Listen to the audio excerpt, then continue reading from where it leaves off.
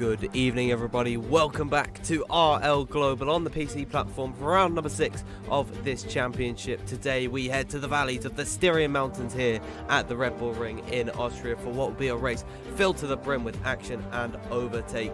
4.3 kilometers in length around this short circuit with a total of 3 DRS zones for the drivers to utilize for overtakes. 10 corners await the drivers for what will make a very short lap, especially in qualifying trim. My name is Dan, and today I'm being joined by the one and only Austin Smith. Austin, how are you doing today? I'm doing fantastically, Dan. I'm very much looking forward to this. This is the only track that has more DRS zones than left-hand corners, or, well, the same amount if we do count that pesky turn 2, which I honestly think we shouldn't. But, yeah, it's certainly a very interesting one. Very quick track as well. The lap record here was set by Carlos Sainz in 2020, and it was a 1 minute 5.6. It's by far the shortest track on the calendar, and in the qualifying, we can expect lap times around 1 minute 2, maybe even 1 minute 1. It's really that fast, and as I mentioned, not many corners around here. Overall, it's 10 corners, really more like 9, and yeah, it just flies by so quick, and 36 laps around here will fly by quickly as well. Yeah, absolutely. Of course, in terms of the lap count, not lap count actually, but the lap sort of length, it'll be the shortest of any track on the calendar. It's pretty close to Canada, but it is just a couple of seconds slower, of course.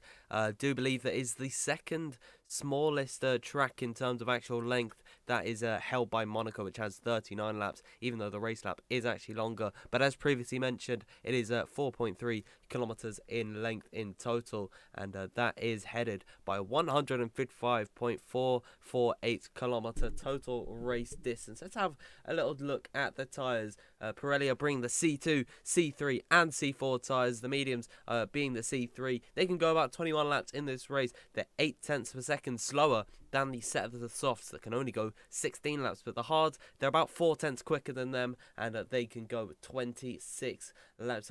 Let's have a look at the previous race results in Australia 2 weeks ago. Louis Welch took his first win of the season, making him the 5th different winner in this championship out of 5 races. Pablo Joglar in 2nd position, Leonard in 3rd, being a guest driver as well in that one, and this is Vexit, but he changed his name to Pogsit for that last race. He was in 4th, Dylan Warren in 5th, and then Julian Naumann in 6th. 7th for Shazoo Kersey, and J. Cole picked up his first points of the season in 8th. Liam Parnell, it was not a good day for him at the office, starting on pole. He could only manage 9th in the end, and the last of your point scorers is Alex O'Grady. He finished in 10th in the end. Let's have a quick look at how all of that has affected the drivers' standings, and you can see Liam Parnell at the top from 10 points back from Pablo Joglar in 2nd position, 58 for Liam and then 48 for Pablo. But interestingly enough, neither of these drivers have actually won a race so far this season, so it really just goes to show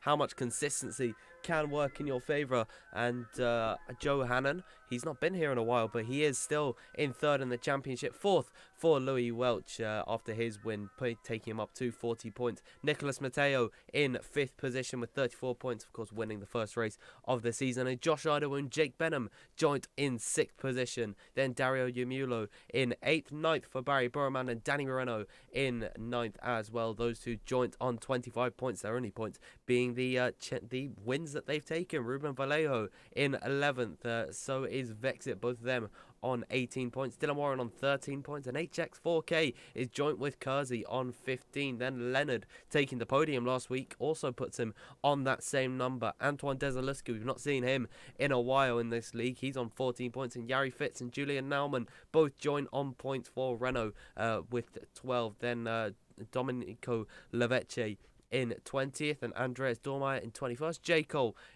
also joint with Andreas there. Alex O'Grady, Felipe Souza, Duza, and Brinner, the last of your point scorers, and the rest have not scored a single point this season. But let's just have a final look at the constructors' standings coming to this one. Racing Point on 74 points with 2 podiums to their name, but again, no wins going back to the Silverstone-based team. Red Bull in second, only 3 points back on 71, and the Mercedes also close in the battle on 68. McLaren in fourth on 61. And then Haas on 54. Joint 6th position, Alpha Tauri and Williams. Those guys were right at the top of the order in the beginning of the season. They've slipped off as of recently, aside from Williams actually picking up a decent amount of points last race. Then Ferrari in 8th, 9th for Renault, and Alfa Romeo in 10th with only 20 points to their name. You can hear that by the little ticking in the back that we are about to get ready for this qualifying session. 18 minutes around this track, and what can we expect from here today, Austin? We can expect very close battling. You mentioned the 3 DRS zones earlier, and that usually keeps the field pretty close, pretty tight. The short lap time makes sure that the gaps in qualifying are very, very slim. You have to get every single corner right if you want that pole position, and it's really tricky. We can expect a lot of corner cut warnings, possibly a lot of penalties as well. Turn 1, very, very tricky to get right. You need to risk so much to get it spot on, and a slight mistake there can easily get you 1 warning, or possibly even 2 if you cut both the inside and the exit. You might get yourself 2 warnings in just 1 corner. Don't forget turn... so hold on, I need to get my track map up, actually. I think that's turn 6 is what it counts as. The first of the 2 left-handers. On the exit there, you can also very easily dip all 4 wheels outside the white lines, and that's another corner cut warning. And then, of course, turns 9 and turn 10 as well, both on the outside there with the possibility. So we only have 10 corners here, but we have about 1, 2, 3, 4, 5 corner cut / track limit extension possibilities. So the drivers have to be really, really careful to not leave the track too many times. Absolutely, but without further ado, with all that being said, we can head into qualifying here, and you can see all the drivers getting away in anticipation, the engines beginning to start out. The first driver out on circuit is Ruben Pedreño in the Williams car at the moment. He's a driver with a lot of pedigree, and he is certainly one to watch for the future. He'll be taking us on an outlap, and I believe Dylan Warren is behind him on track. There's actually a bit of a gap between the Williams man and Dylan, so this is really going to help him on his outlap. Yeah, I mean, he really got a good exit there. Was the first one out on track, and that's going to do him well. I think he's going to have a good opportunity here to get the first lap in and be able to not worry about traffic. I mean, you look at the whole, if you look at the track map right now, you see about 6 cars right behind him there, 5 of them behind Dylan Warren.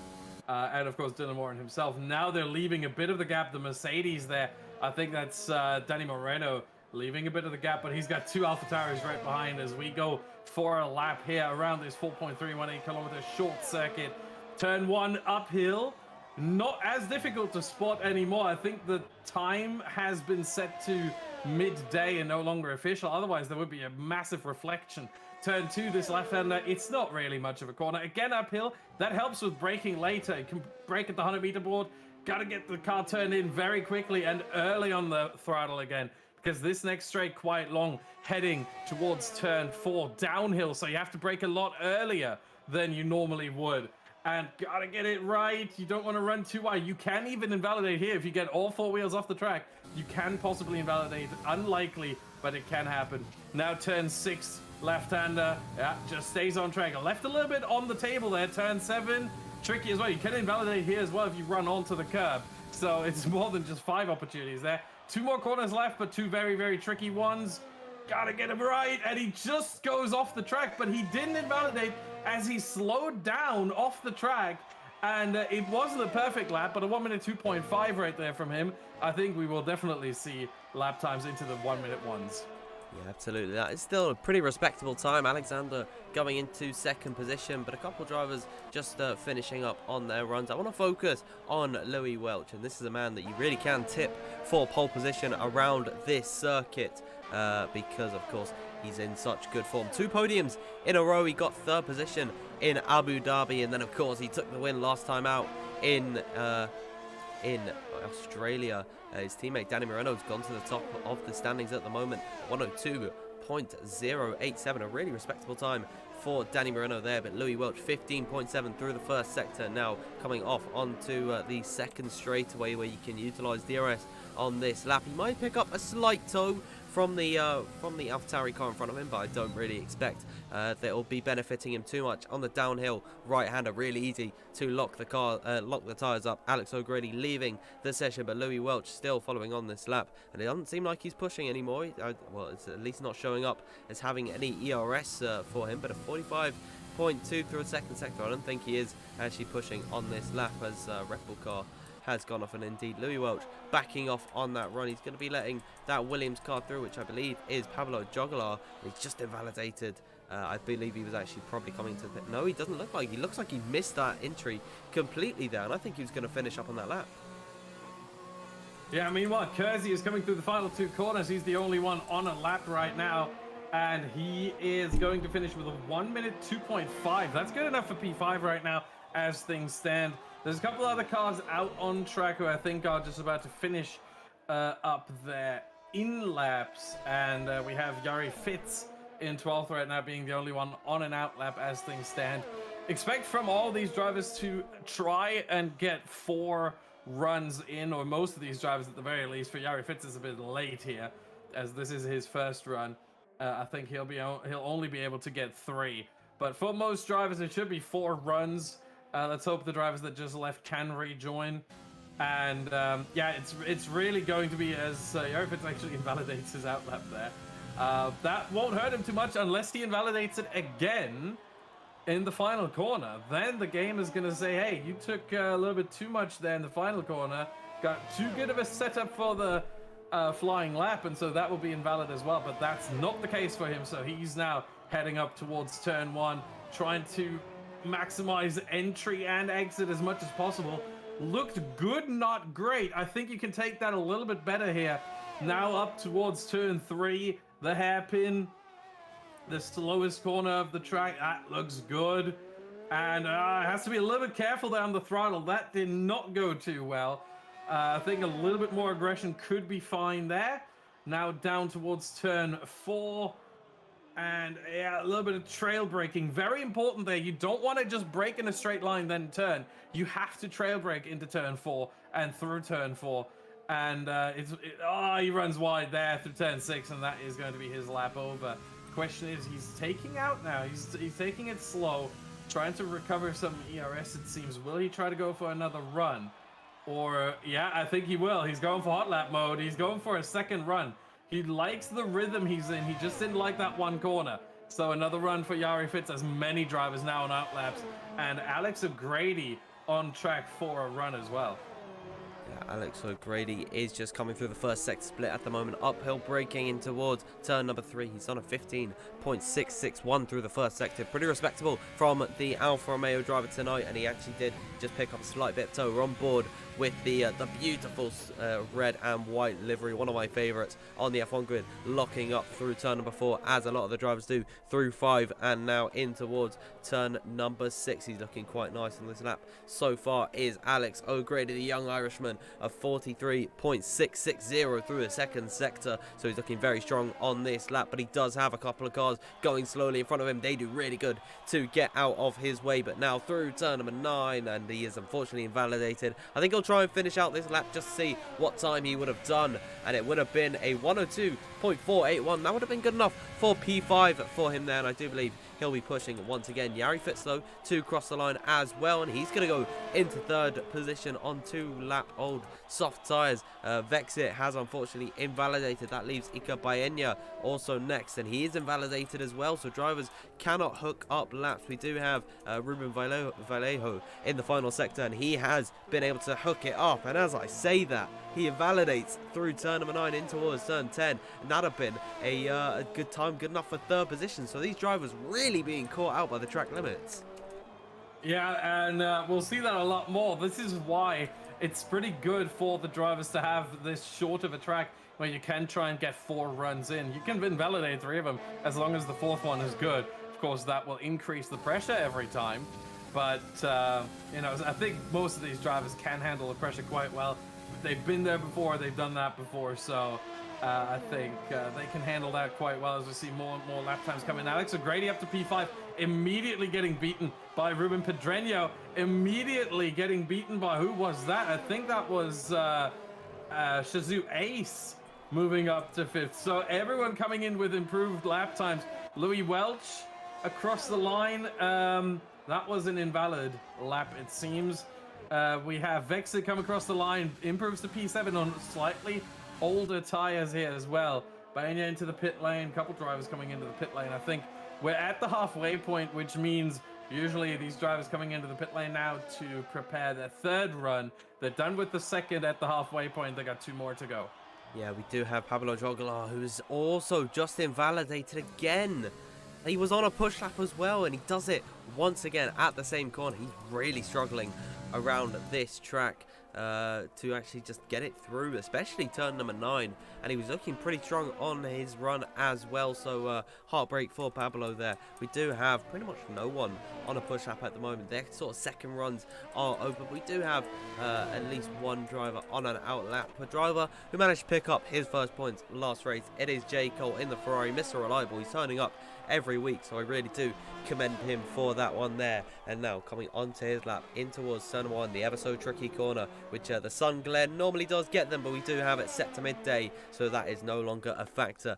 Up the hill and through turn number 2, which isn't really a corner, it's completely flat out, peaking at about 224 kilometers per hour. He's only about quarter of a tenth up on his previous best, and I think that time is all completely down the drain now, because that has gone horribly wrong for him, and he does indeed back off. But I think the next man we do need to focus on is Danny Moreno. He's on his outlap at the moment. He's not pushing, but Danny Moreno, he's been really impressive this season. Of course, he commandingly took the win in Abu Dhabi, overtaking Liam on, I believe, around about lap 24 or lap 25, been closing for a long time on the fresher soft tyres. The alternate strategy really paid out in his favour.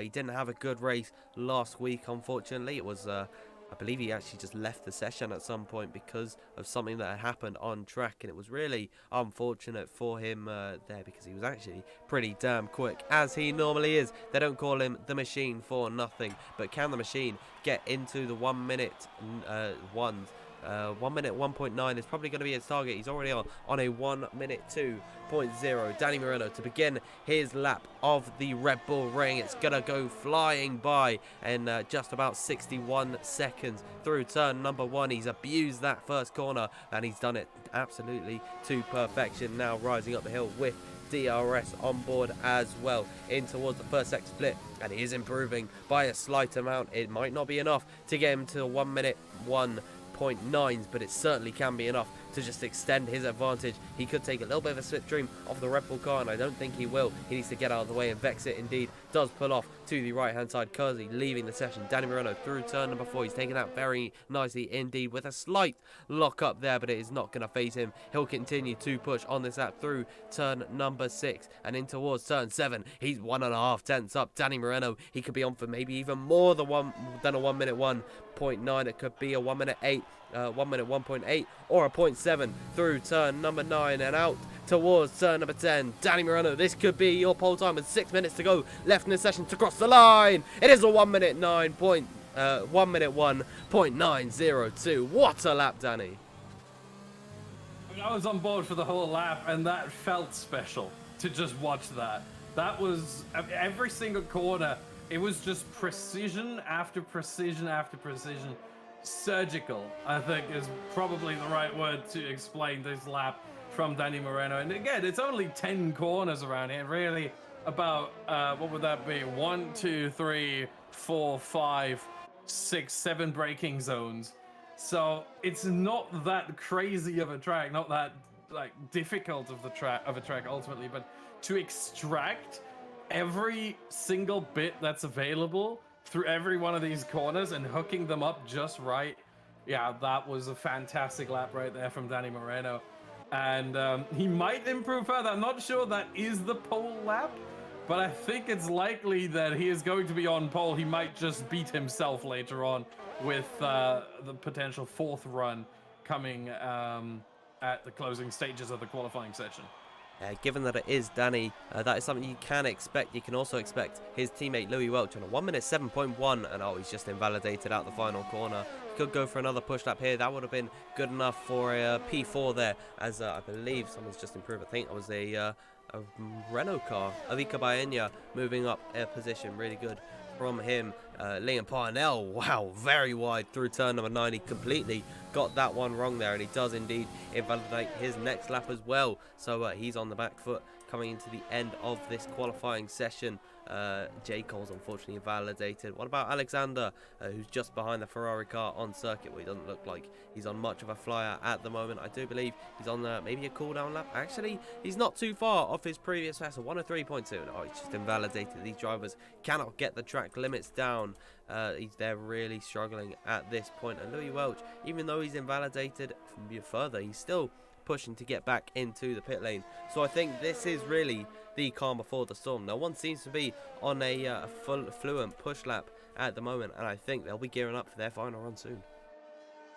Yeah, I think expect the first drivers to probably come out at the 2-minute 10 mark, I would say, maybe 2 minutes 5. And then the last ones are going to come out at about 1 minute and 15, maybe even later than that. Really playing it close there.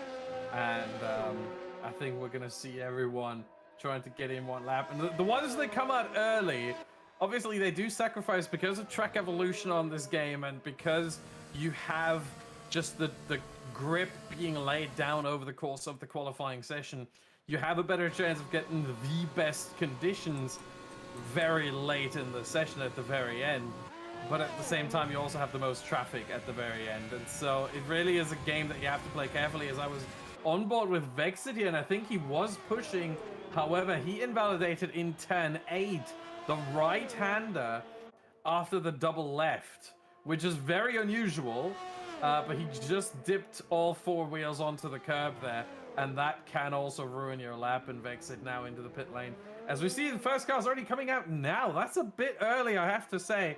But if they want to have as many laps as possible, I think that's the way to go. We have Ace already in the final sector, and he's not the only one. Alex O'Grady is actually going to be the first one on a flyer here. Actually, Arno Molina, currently in 16th. He's not putting a lap thus far in this session. No, he's just invalidated. He was pushing a 44.1, not really competitive from him there, but he has invalidated anyways. So I think he's probably not going to be able to get back into the pit lane and actually come out again. So I think this is an end to his qualifying session, and indeed he's not going to be able to put in a push lap whatsoever. One driver I do want to focus on is Pablo Joglar, second in the last race. He's not put in a lap time so far in this session, with only 1 minute and 45 seconds left to go. It's very crucial that he does get a lap down. He's had 2 attempts at it already, but he's just not been able to hook up turn number 9 correctly, and he's invalidated every time he's went through that corner. So he really needs to gear up here and really just take it seriously in towards turn number 4.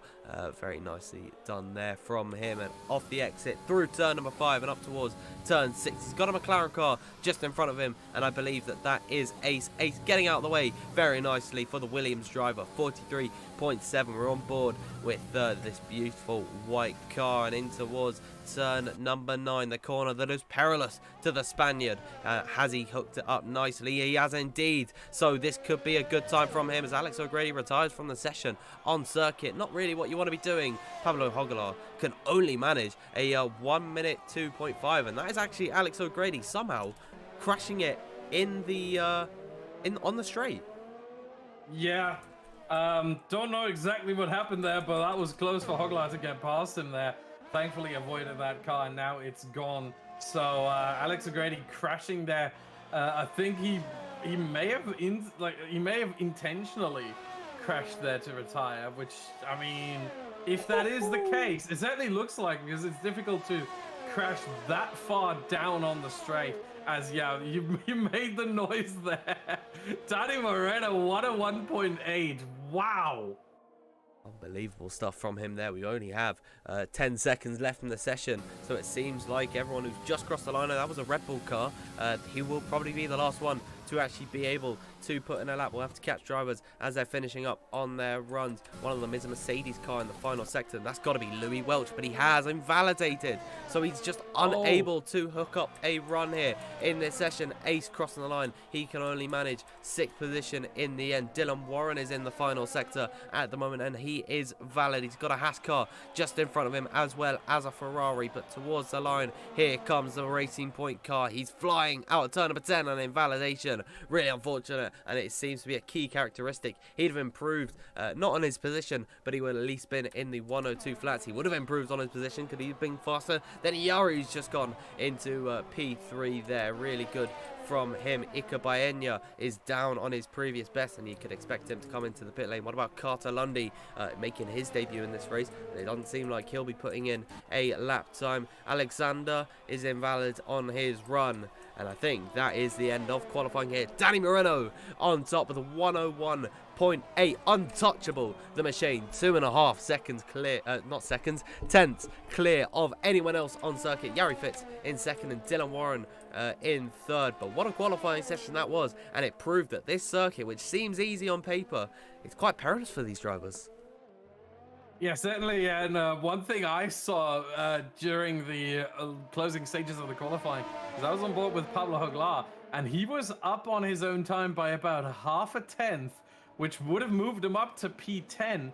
And then he deliberately, intentionally braked before the line. He did get the final 2 corners perfectly fine, perfectly right, and he would have improved, but he wants to start outside the top 10 rather than getting P10 exactly.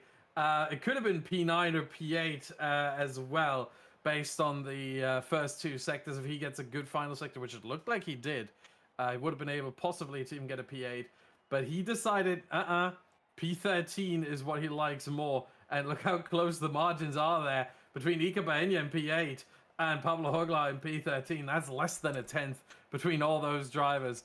3 in the top 10, they will have to start on the softs. 3 outside, they can choose their tire for the start of the race. Yeah, absolutely. So the qualifying results are on your screen. Danny Moreno will be starting us off on pole, and he's going to be looking to bounce back after his poor performance in the last race. Well, he was having a couple of scraps with, I believe it was Bryn's AI car, or might have been Alex's, I'm not too sure. But let's just have another look at the circuit whilst all the drivers get through their strategies. And it's looking like it's nice and sunny, bit of clouds around this circuit here. But of course, it is going to be 36 laps of straight up action at the Red Bull Ring, the beautiful statue that they have constructed. And there it is, the track on your screen there. 3 sectors for these drivers, 3 DRS zones as well, with separate detection points, which is very nice to see. The highest point on the circuit being turn number 3, and then turn 10, the lowest point on track that we have. And there's a shot of turn number 1, which is going to be causing a lot of issues for these drivers, as we're just about to load into the session, and we'll see what the drivers have actually opted for on their tires. Session starting just about now. They've locked in their strategy, they've adjusted their fuel load, and they'll be going for an out lap here. We're just waiting for a couple of drivers to load up, and then they'll be rolling off on the formation lap. Yeah, let's look at the tires for all the drivers. Of course, the top 10 will have to start on the soft tire that they qualified on. Then, I mean, that's very different. We have 2 drivers on the hards in Liam Parnell and Louis Welch. That is surprising, but it might not be bad. It really is a bit interesting here, because the difference between the mediums and the hards you showed earlier, about 0.4 of a second. It's not that much, and the hards just go incredibly long into the race, so they give more consistency. They just get better over time. They just get better with every single lap, and so it might be a smart call from them to go for the hards here, go for the long run, but a medium to soft for P11 through P15 and Kersey in P19 is certainly possible. All of the drivers will only stop once, unless they, of course, have some kind of damage, which we don't hope for the drivers to happen.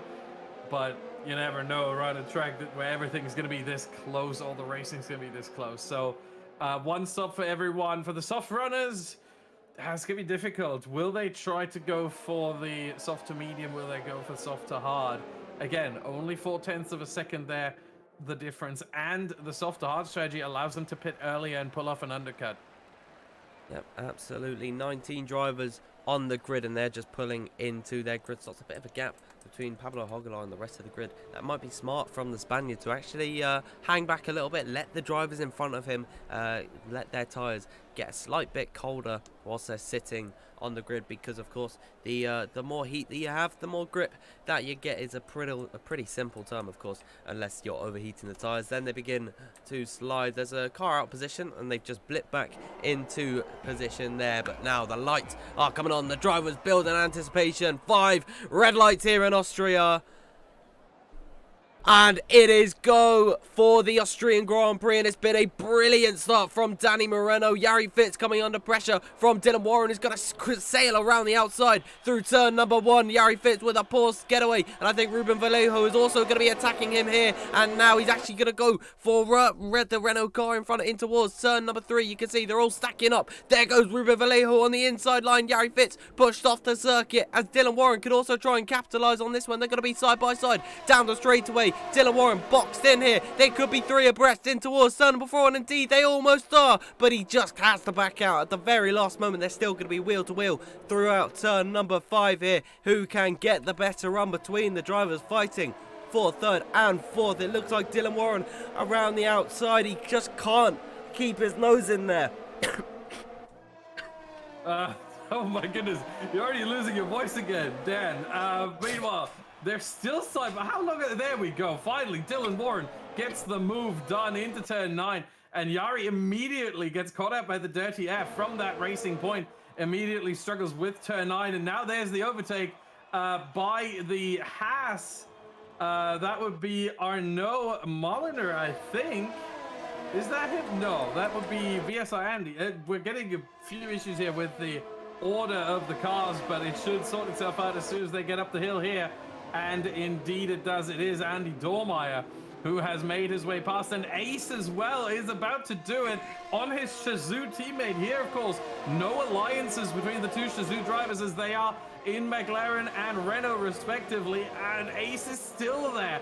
Jari just gets hung out to dry, and he has no opportunity to come back here. He's still on the inside, but slightly behind, side by side through turn 7. Oh, it's gonna be really close. Ace off the trackside. Jari keeps the position ultimately, but what a long fight that was. And look who is just pulling off into the distance, trying to make himself the first repeat winner of the RL Global season.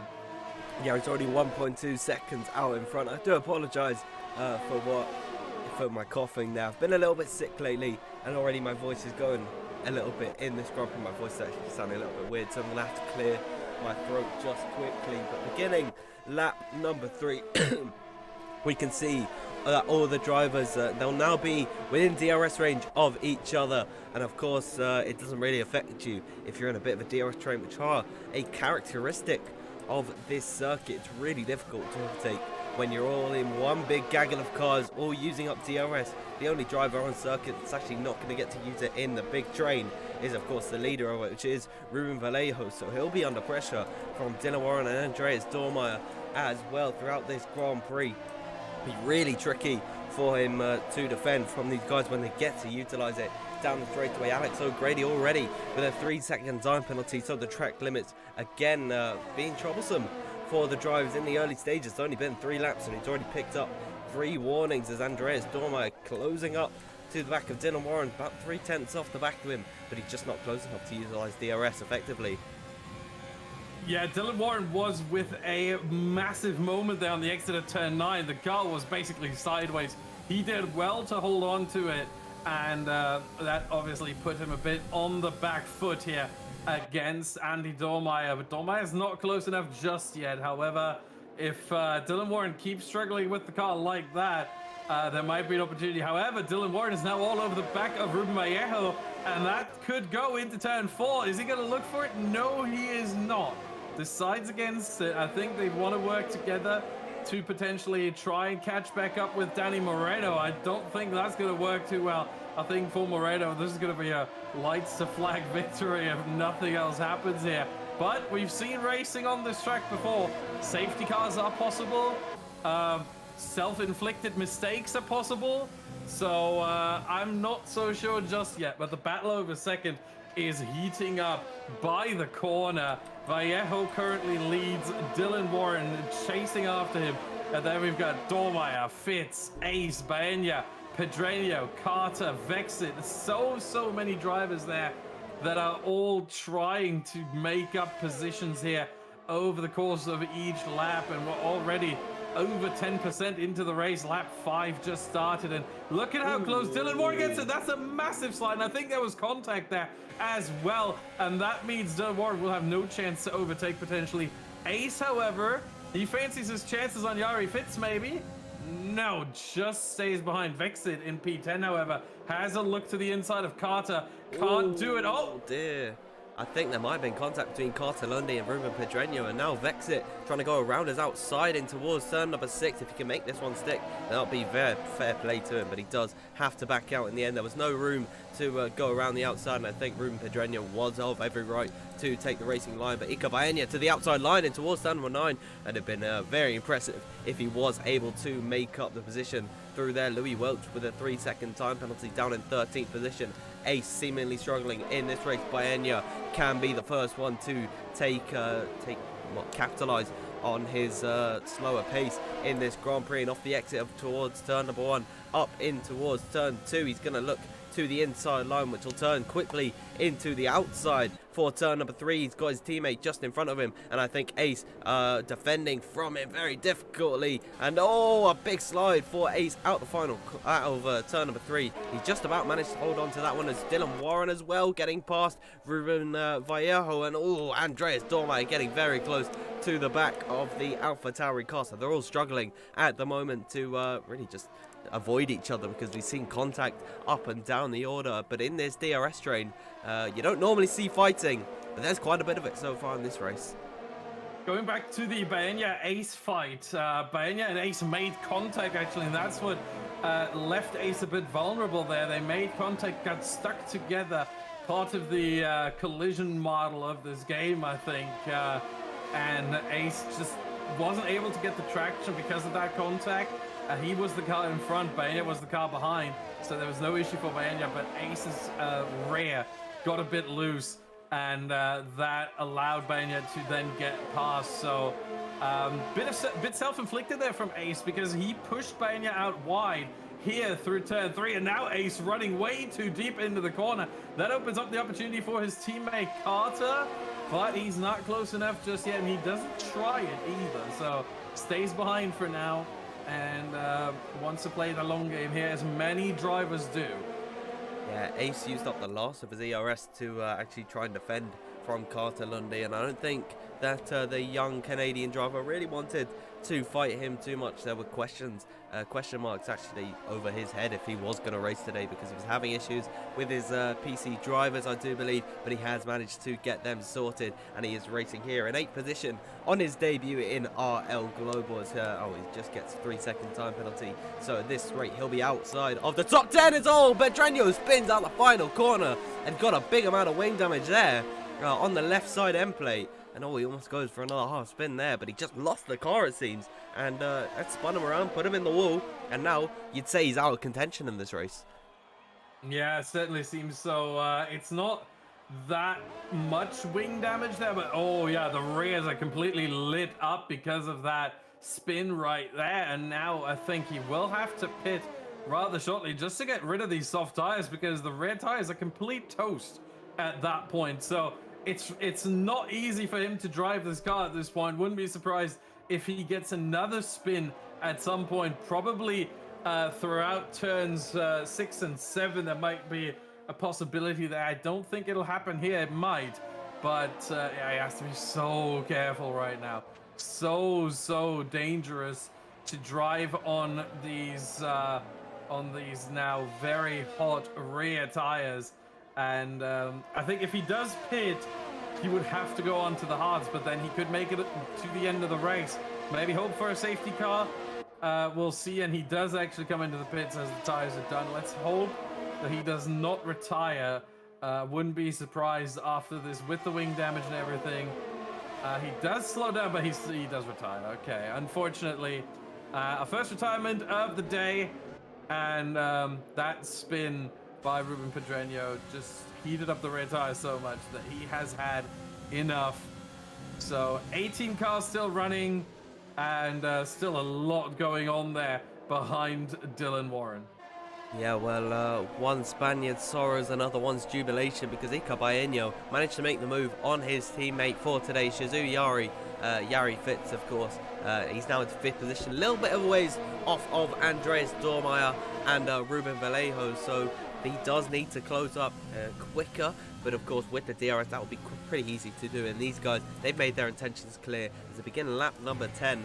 As Yari Fitz, actually, this is a really early pit stop, 9 laps only on this set of the soft compounder tyres. You'd expect him to go onto the hards. He's not really fighting for a major position. He's in 6th position, which is a decent amount of points for the Dutchman, as Alex O'Grady gets another time penalty. But there it is, a set of the hard compound tyres for him there, and that has left a huge gap in between 6th place Shazoo Ace as all Vexit goes into the back of Carter Lundy in towards the braking zone of turn number 3. And I think he just wanted to force a move where it really wasn't going to be viable. And Carter, I think he'll be quite annoyed at that one. He was looking to make a move potentially on his teammate in front of him. But now with that pit stop from Yari Fitz, it's completely disconnected the top 5 and the rest of the order. As now the top 5, they're breaking away.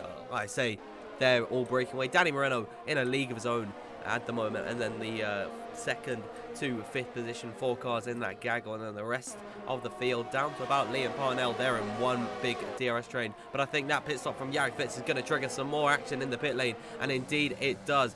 Both Carter Lundy and Vexit into the pit lane at the beginning of lap number 11. 10 laps done on this set of the soft compound of tyres. They're going to be seeing if they can possibly come out around the same area as Yari Fitz and then work with him using DRS all together to potentially make up some moves. Yeah, but they'd be behind him. I don't think that's going to work out all too well for them. However, they might get some positions out of this. I'm really trying to look at the gap between Yari Fitz. In fact, Yari Fitz on that last lap on his outlap was half a second quicker than Danny Moreno, the leader. So these hard tires, very, very good. There goes Yari Fitz on Arno Molina. That is one position taken. Next up is going to be Alexander.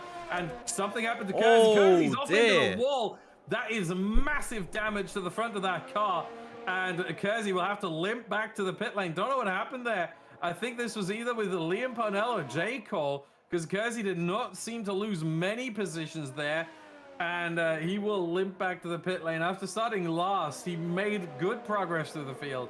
But yeah, very unfortunate there. And I think it might end up being our 2nd retirement of the day, potentially. Oh, it's getting really, really difficult. Oh, he almost runs onto the grass. My goodness. And into the pit lane. Is he going to retire or not? 5-second penalty for Arno Molina in the pit lane. Don't know what happened there. But Kersey does continue, it seems. So here we have Yari Fitz now on Alexander, and that should be an easy overtake, and indeed it is up the hill towards turn 3. Yari Fitz gets that position, and again, he's gained half a second on Danny Moreno on the final, on the last lap. Right now, if Dylan Warren and Ruben Vallejo were to pit, Yari Fitz would be just behind those two, and in fact, he would probably be alongside Ruben Vallejo, and at this point, even ahead. So it could get really close with Dylan Warren, and considering that they're probably going on to mediums, I think Yari Fitz might be in net 2nd place right now as things stand. As there's some, oh, Vallejo is calling it a virtual safety car. Oh, and that changes everything. Vallejo, oh, this is incredibly clever. Yeah. Vallejo into the pit lane. I don't know if it's clever, if it's just lucky, but it's something. Vallejo gets basically a free pit stop here under the virtual safety car. He will not lose nearly as much time. Yari Fitz is nowhere to be seen on the main straight. Vallejo just saved himself about 5 seconds from that pit stop. That is remarkable. Yes. And we're back under green as he comes out of the pit. I mean, Ruben Vallejo, look at you. He has an opportunity. Vexit out of the race now, retiring in the pit lane. Alexander and Carter both coming in for pit stops after the virtual safety car. Lots of things going on right now. Jake coming in for another pit stop. Vexit leaves the session. And let's look at the gap there. Look at this. Ruben Vallejo, 18.2 seconds. You lose 18 seconds in the pit lane. So this isn't done for Danny Moreno, and Vallejo is on faster tires as well. So I have to think here that potentially Danny Moreno's win might not be so easy anymore. Baena into the pit lane now as well. Yep, as is Ace, and all that was caused by Carter and Vexit. Completely just wiping each other out at turn number 4. I really am surprised to see them both so far off the circuit. But yeah, it has just ended up that way for them. There's a big train formed behind Pablo Hogalar. One of them is Louis Welch, and he's on the hard tyres. At this point in the race, you'd expect them to be quicker down the set of the mediums. Those mediums cannot go much longer. You'd expect them maybe about lap 17, lap 18 to be into the pit lane. But Louis Welch onto the back of Pablo. Is he going to go for the move in towards the corner? I think actually Alex O'Grady will be the one to go up the inside of Louis Welch. Both of them off the exit of turn number 4 in through turn number 5. They're going to be wheel to wheel through here, and Alex O'Grady's got a task to go around the outside, and he does think better of it. He backs out of the move, and his tyres going off. Louis Welch probably did have more grip in the end of things, but Danny Moreno does indeed come into the pit lane at the end of lap 14. Those tyres, they're going to be past their best at this point, but it'll be interesting to see where he comes out in comparison to Ruben Vallejo, who did pit with the virtual safety car, as Danny Moreno might have actually been held by the pitting. Who was it? It was, I believe, Jake. He was coming into the pit lane. He just got his car serviced as Ruben Vallejo rising up the hill. Danny Moreno going to be very close to the back of him. And indeed, Ruben Vallejo, with that one lap undercut, plus having that advantage from the VSC, it has really helped him out here. He's now 1.7 seconds ahead of Danny Moreno, but Danny does have fresher tyres, so you'd expect him to be closing up to the back of him in due course very quickly. And these guys, they'll be catching some lap traffic in the name of Pablo and Louis Welch. This will be key actually for Louis Welch to be on this set of the hard compound of tyres, and could possibly hold up Ruben Vallejo and be a bit of a Valtteri Bottas to Danny Moreno, because he'll be closing up to the back of the AlphaTauri car, and then those guys will all eventually concertina effect into one position on the circuit. But ending lap 15, all the medium runners, they're all going to be staying out on circuit here. Yeah, they're going to be staying out at least until, I would say, lap 18, possibly later than that. 19 is what I would look at personally if I was on the mediums. If I was on the hards, same thing. I would still look at lap 19, lap 20, possibly 21 maybe, just to have a little bit more time. As here goes Louis Welch on Pablo Hogalar. That is for the lead on track, and Welch gets it done on DRS. Not that difficult of an overtake, but of course you got to get turn 1 right, the exit of turn 1, and Louis Welch did just that, and he's now in the lead of the race. But it's not the net lead. That of course belongs to Ruben Vallejo right now in the AlphaTauri here.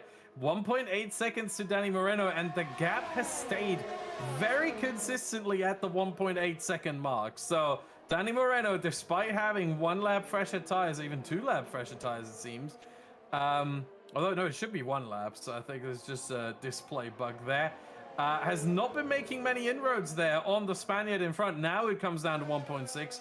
I think Moreno needed his tires to warm up a little bit more, and they are in working range now, so he's been gaining about 0.3 there on this lap. Yep, Danny Moreno is flying as Liam Parnell goes for the move on Alex O'Grady, gets it done into turn 1.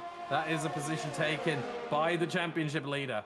Yeah, battle for the net P3 at the moment belongs to Jari Fitz, but his teammate Ika Baena was trying for the move on the last couple of laps, and Dylan Warren also trying to stick his nose in this fray as well. Coming up the hill through turn number 2, Shazoo Jari Fitz does not want to fight that at all, and he wants to get DRS on his teammate as well. Through turn number 3, there's a bit of contact between the pair of them there. Dylan Warren fighting this one out as well. Who's got the DRS? It is going to be Jari Fitz and co. Ika Baena going to be very vulnerable, as here comes Andres Dormeyer, as does Dylan Warren up the inside in towards turn number 4. Andres Dormeyer finds the move as well. Both the Renault cars losing positions in this battle, and that is all done and dusted for them. Good overtaking from both Dylan and Andreas Dormeyer. Jari Fitz, the big loser in all of this, as all Dylan lags back, and I think Andy has moved in front of him, so I'm not too sure what's going on with Dylan.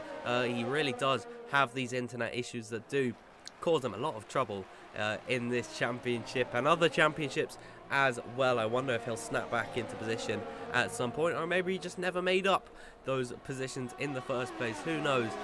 With Dylan Warren's Wi-Fi, I've actually seen him go in the complete opposite way at some points for some reason, just in other races. It's very, very odd indeed. But Danny Moreno closing up to the back of Ruben Vallejo. He's about 1 second off the back. He's in that closing range where he can almost have DRS as Dylan Warren does get past Ika Baena in towards turn number 4. Sorry, turn 3. But Danny, he's not closing enough to get DRS on Ruben. In terms of the ERS, both these guys pretty high up on their battery. So yeah, it's all about just closing the gap and bridging it. I'd say actually, now that he does have DRS, if he can get good runs through the last couple of corners, then he'll be within striking range into maybe turn number 4, I'd say. He's 9/10 off the back of his fellow countrymen. Of course, both these two representing Spain. It could be a Spanish 1-2 at the end of this, which I don't ever recall seeing in F1. But in towards turn number 1, you can see the difference in pace that he has got with that DRS usage. And through the first corner, you can see, oh my goodness me, he's taking that one beautifully there, and he'll be closing up to the back, continuing on in towards turn number 2 and turn number 3. 5/10 is the gap. If he can get a good run out of this third corner, and then he'll be right on his rear, but I don't think he'll be close enough to go for the move this time by on lap 19. Yeah, I think he's going to be just a bit too far away, but it is looming, it is coming, and I think Ruben Vallejo knows it, that it is about to happen. So it's only a matter of time until we see those two battling for the win. However, looking at the gaps right now, they have about 6 seconds to the next guy behind. That is Andy Dormeyer, with the 5 cars in front still having to pit. Will lose a lot of time. Will all fall behind Jari Fitz for that point, but they will have soft tires, and those soft tires are quick around here. Danny Moreno picks up a penalty in the final corner on lap 19. My goodness, and that might help Ruben Vallejo now. How the turntables, Ruben Vallejo now, if he gets overtaken, which seems likely at this point, not now, but within the next couple of laps, once the cars in front will pit, as Ace retires in the pit lane. Don't know exactly what happened there, but very unfortunate to see that Here he comes is Danny. now out of the race. Yeah, here he goes. Ho, Wow, ho. massive swerve from both drivers there. Moreno gets him around the outside. Hold on, does Moreno have damage on the right side end plate? Almost he's looked all right. like it. Danny does He's not alright? have Okay. damage. I think he's okay in this one, but what a move on Ruben yeah, okay. Vallejo, and he's managed to make up the position on his fellow countryman. Now he's caught the traffic of Jay Cohen and co. The Ferrari car will be the first one up, and actually he's pulling off to the right side to come into the pit lane. This will not help Danny Moreno's run through the corner here, and actually Ruben Vallejo could be coming back at him. A couple more medium runners also pitting in this one here. Vallejo will have DRS for the next 2 straightaways. Danny Moreno not going to be able to use that luxury coming in towards turn 1 and out the exit of the corner. They open up the steering and open up the DRS if you are Ruben Vallejo, and that is indeed what he's going to be doing. 0.2 of a second back from Danny, and he's closing up to his rear, but he's just not close enough this time by to make the move stick. But what about in towards turn number 4, where you really can go for the opportunity? Danny just getting more drive out of turn number 3, and that has allowed for him to maintain the position. Ruben also didn't use up any of his overtake to try and go for the move, so I think he's made his intentions clear. He just wants to stick with Danny in this race. He doesn't want to risk anything because, of course, he is without a 3-second time penalty. Danny has got that to contend with as Alexander makes it a 4th retirement. Both Red Bulls out of the session. He retires in the pit lane here, and that leaves us with 15 runners. Yeah, more and more cars dropping out with issues. Very, very unlucky there. And I think Jake is also not in his car anymore. Yeah, that car's ghosted. So we're really down to 14 runners as Jake is not in control of his car. That is the AI. So he must have left the session at some point, it seems. But yeah, 14 drivers still left. And a lot can happen here as we see 3 cars on soft tires right now. Pablo Joglar, Alex O'Grady, and Jay Cole. They should be making some moves through the field within, I would say, the next about 5 laps. So it should happen rather early in this race. We still have 15 or 14 and a half laps to go here. So lots of time for the drivers to get something done. And I wouldn't be surprised if we do see some moves from Hoglar, O'Grady, J. Cole, as well as Louis Welch and Liam Parnell, who will all I mean, Louis Welch will come out possibly behind Hoglar when he pits, but it's going to be close with O'Grady and certainly ahead of J. Cole. As Louis Welch stays out, Liam Parnell comes in, and he should be behind J. Cole, in fact. So he's going to have to battle over that position with the Ferrari driver. Yeah, absolutely, as he is going to be the penultimate driver to actually make a pit stop in this race, as we just need to wait for Louis Welch. But before that, net race lead for Danny Moreno does become the race lead. Both of the Mercedes drivers with 3-second time penalties to their name. Vallejo's not been able to close up that much to Danny, and he's been using his overtake too. Danny Moreno has got about 40%. So both these guys are pushing in this race to maintain position, as they are overtaking the disconnected AlphaTauri car of Jake, and it is unfortunate that he has had that one there. For the likes of Pablo Hoglar and Alex O'Grady, they are closing up to the back of Jari Fitz for the time being, as they with their tyres at the moment, normally if they're on the same level, the fresh hards and the fresh softs, it's going to be about 1.4 seconds, 1.2, 1.4 seconds, around about that range. But this time it is, it's 1 lap old softs against 12 lap old hards. So I think the difference in pace is going to be staggering. Yeah, most likely that's going to be very, very difficult for Jari Fitz to defend here whatsoever. Everyone's still a bit away. Louis Welch now coming out of the pit lane right behind Pablo Hoglar. Does Hoglar have the DRS? That is the question. He does not. So both of them did not get DRS. Alex O'Grady was the first one to do so. And there goes Louis Welch down the inside of the Spaniard, and he has the position. Great move there. Oh, and Alex O'Grady off the track. Alex O'Grady, 2 wheels on the grass. And my goodness, that was close. And now O'Grady around the outside of Hoglar. Just has enough space there, but I think Hoglar will keep the position there. And yeah, Liam Parnell's trying to close in on them. It's not really working just yet, but he will have DRS if things stay the way they are right now. My goodness. They are battling too much between each other to potentially catch up to Baena and Jari Fitz. So the top 5 would be possible for them if they just work together right now, but they have no intentions to do so. Louis Welch trying to pull away, in fact, from Hoglar here, trying to make a break away from this group, and might be the smartest choice in this situation. Absolutely, as Danny Moreno and Ruben Vallejo both fighting it out, as Ruben, that was a move that was in the making for a couple of laps in this one. He moves into the race lead on lap 25 here in Austria. Danny Moreno is struggling at the moment to, with his penalty. And of course, Ruben being right on his tail, he could have met his match in this Grand Prix so far. Further back down the order, though, it's a battle that we've not really seen too much of in this race. Dylan Warren closing up to the back of Andreas Dormeyer here.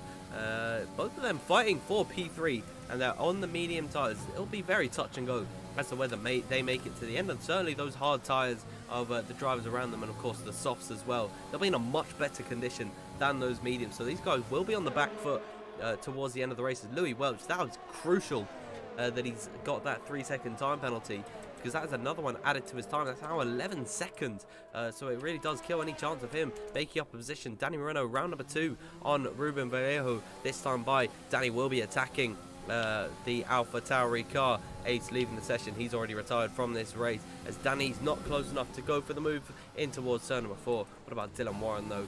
Fighting with Andreas Dormeyer, and again, he's just not close enough. I think these guys, they're trying to settle into a rhythm. They're not really wanting to fight each other at this point in the Grand Prix, but it is very nice to see that they're at least getting close, and they're not all drifting apart. They are all of similar pace. Yeah, certainly what you wouldn't want to see is drivers just drifting apart more and more. You have no battling, so we like to see this, but at the same time, it's really strategic right now. We see it between Vallejo and Moreno. Moreno wants, I think what Moreno's thinking is right now is he wants to put Vallejo under a bit of pressure, and he wants to stay behind. He doesn't want to challenge him here, but he wants to always be in Vallejo's mirrors and put him under pressure so that he potentially gets a penalty as well. At which point they would be equal again, and if Moreno then goes for the move, that's gonna be that. So that, I think, is Moreno's intention here, and he might actually go for the move here. He thinks about it, thinks better of it, but he wants to put some pressure on his fellow countrymen in front. Meanwhile, Dormeyer and Dylan Warren, as we see the two Renaults swapping positions again, they're not helping themselves really, especially with those soft runners closing in on them. Not exactly the best idea to fight for position like that. But yeah, we see it right here with Dormeyer and Dylan Warren. They just try to work together right now. They want to make sure that the soft runners behind cannot catch up to them, and they can fight it out over third place together. And it's a smart call, I think. Question is if it's going to work, because I see Pablo Joglar there, I see Liam Parnell there with no penalties, and they're getting pretty close to those medium runners there. The gap from Joglar to Andy Dormeyer right now is just under 7 seconds. Yep, so at the front of the order though, Ruben Vallejo has actually been gifted DRS as Jari Fitz losing the position to Louis Welch, but he might actually go for the move on Ika Baena. Easy enough for the British driver, winning the last Grand Prix in RL Global. He's managed to make it into 5th position, but he still has to contend with those penalties. But we saw the McLaren driver of Carter Lundy. He was able to unlap himself and actually give DRS to Ruben Vallejo. So I think Danny Moreno probably hindered a little bit, because he was closing up very quickly to the back of him, and he could have gone for the move potentially. And again, Ruben getting DRS on the McLaren car in front of him. He's struggling to break away from the two leaders, is Carter, and this is allowing for Ruben to get DRS and utilize it down the straightaway, pretty much nullifying any advantage that Danny Moreno does have in this Grand Prix. And you can see he's not able to get as close as he has been in this race through turn number 3. He is going to be able to close up slightly to Ruben off the exit, and Carter, I don't know if that was a mistake from him there, and you can see, oh, Danny's not happy about that one, and he may be signaling to Ruben, just having a little bit of banter between the two of them, because they are way out of the way of anyone else in this race, and they're just having a nice one on their own. As Liam Parnell, he makes it up into 9th position, and I think this is the man you have to watch out for the most to maybe net a surprise podium. He's got the freshest softs out of anyone bar Louis Welch, and he hasn't got a penalty to his name. Louis has got 11 seconds, so unless he has some miracle drive, he's not going to be keeping these positions. So Liam Parnell, he's the one to watch out for. Yeah, going back to Carter, that was not a mistake from him. He had to do that. He was basically forced to let both of these drivers by, despite the ghosting system. If you get blue flags and you don't move out of the way, you're going to get a 5-second penalty. He wanted to make sure that he does not get that, so he pulled out of the way there for both of them, despite the ghosting system. Here goes Danny Moreno. Wow, the overspeed he had up the hill there, remarkable. Goes into the lead. Now the question is he going to try and pull away? He does have a bit of an advantage on ERS, but Vallejo immediately comes back at him right here, not close enough for the overtake. But here through this sort of, I mean, we can't really call it the twisty part of the track, because there is no twisty part of this track, but the twistier parts of the circuit here. This is where Moreno might be able to make some inroads and might try and pull away from Vallejo a little bit, because on the DRS straights, it's just not going to happen. So if Moreno wants to build a 3-second gap, he has to do it in the middle sector. So the track is Vallejo almost loses the car in the final corner. My goodness, what a way to hold on to the track and hold on to the car. Vallejo playing with fire there. He's right on a knife's edge, as he could have been right in the wall, and his chance of the race win was going to be completely out the window, but he did just about manage to hold on to it there. So we've had another retirement, Arnaud Molina, out of this Grand Prix. Ruben doesn't seem like he's close enough to go for the move on Danny this time by, so maybe this is where Danny begins to streak away in this race ever so slightly. What about Liam Parnell? currently down in 9th position. He's onto the back of Alex O'Grady, who's also onto the back of Jari Fitz, and this will be a very late lunge up the inside and towards turn number 4. They could be close to contact, and indeed there is a little bit of wheel bang between the pair of them. They're getting glued together, and through turn number 5 and into turn 6, Jari Fitz really trying to defend this hard. He's been on these this set of the hard tires since lap 11. He's also onto the grass there, and he's allowed for Liam Parnell to get right on through.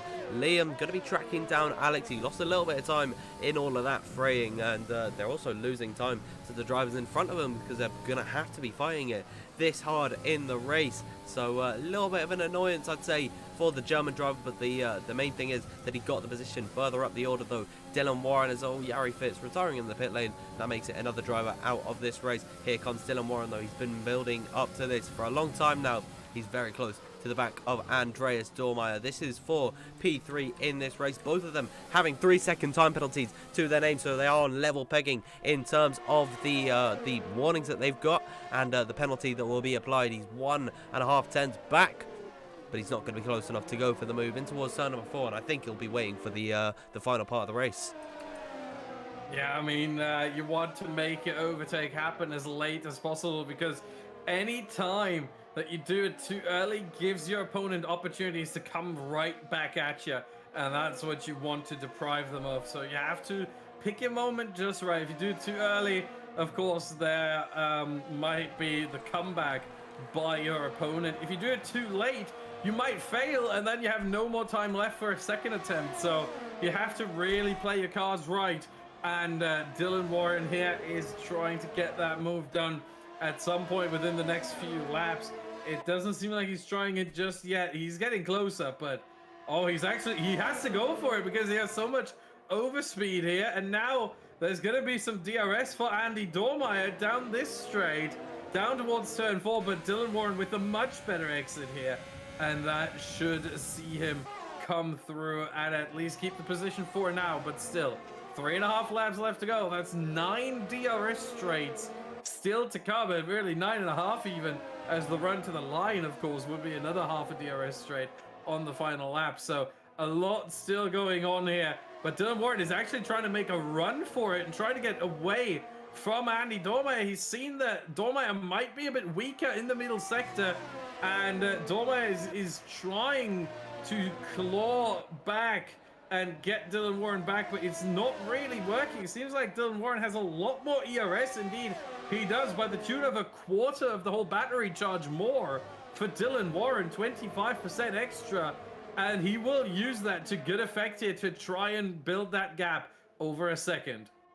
Yeah, he's done pretty well to make up that move and then defend it from Andreas Dormeyer, who now will have Louis Welch closing up to the back of him in the next couple of corners. And actually, Louis Welch has brought along Ika Baena in this race as well, and Ika Baena, the key fact about him is that he hasn't got a 3-second time penalty, and he is within the 3 seconds that he needs to actually pick up the position on both Dylan and Andy. So he could be a bit of a surprise podium. He's got Liam Parnell also not too far off the back of him, only on 10 laps put in on that set of softs. They will be he'll be feeling them at this point. They'll be pretty short, I'd say, in this Grand Prix. A lot of wear goes through the tyres, and they can only really last about 13 or 14 laps if you're good at nursing the tyres. But they're beginning lap 35, the penultimate lap of the Austrian Grand Prix. It's been a really good one today. Danny Moreno, he's only 1.5 seconds ahead of Ruben Vallejo in second position. It's going to be really tricky to pull out a gap of 1.5 seconds in just 1.5 laps. Yeah, I mean, you do the math. That's a second a lap that he has to get on Vallejo. I don't see it happening. I mean, yeah, they're both really low on ERS battery. They're both just under 10% at this point, so they won't have much left here, and it's going to be incredibly difficult for Moreno to do so. He has to use all of his ability, all of his skill, and hope that maybe Ruben Vallejo makes a bit of a mistake here or there. Gap is now 1.9, so it might actually be possible, but again, I find it a bit unlikely here, unless Vallejo himself gets a penalty, which so far he hasn't. One more lap to go. Vallejo is on 2 warnings, and wow, Vallejo has been on 2 warnings since lap 3. Wow. So he's been really...